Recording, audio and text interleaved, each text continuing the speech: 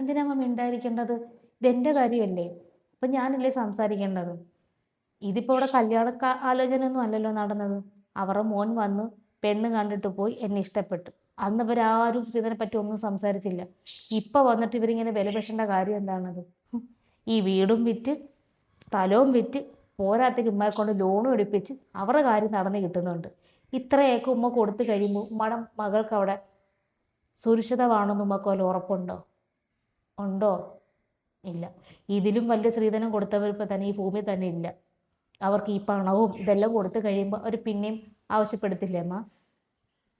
ഇത്രയൊക്കെ ഉമ്മ കഷ്ടപ്പെട്ട് എന്നെ വളർത്തി ഇത്രമേലാക്കിയത് ഇങ്ങനെയുള്ളവരൊക്കെ കൈ കൊടുക്കാൻ വേണ്ടിയിട്ടാണോ? എൻ്റെ ജീവിതത്തിൽ ഏറ്റവും പ്രധാനപ്പെട്ട ഒരു കാര്യമാണ് ഉമ്മ എനിക്ക് നടത്തി തന്നത്.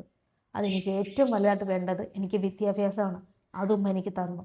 ഇപ്പം എനിക്കൊരു ജോലിയുണ്ട്, ഒരു നല്ല ശമ്പളമുണ്ട്. അത് പോരെ അമ്മ ജീവിക്കാനായിട്ട്? അതെ, അല്ലാതെ ഇതേപോലത്തെക്കാരുടെ വീട്ടിൽ ചെന്ന് പെട്ടാൽ എൻ്റെ അവസ്ഥ എന്തായിരിക്കും? ഉമ്മാനെക്കുറിച്ചെല്ലാം ചിന്തിക്കുന്നുണ്ടോ?